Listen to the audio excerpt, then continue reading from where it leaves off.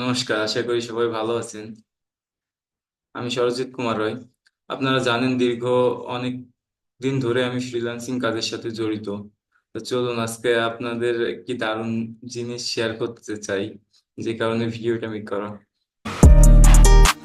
আপনারা জানেন আমি দীর্ঘ অনেক দিন যাবৎ ফাইবারে কাজ করতেছি।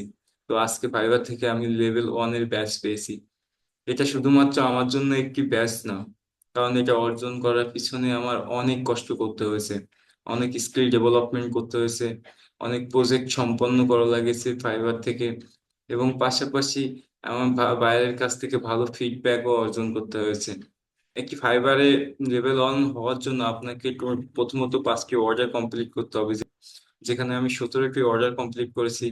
এবং 4.5 এর উপরে রেটিং থাকতে হবে, যেখানে আমার রেটিং আছে 4.7 এর উপরে।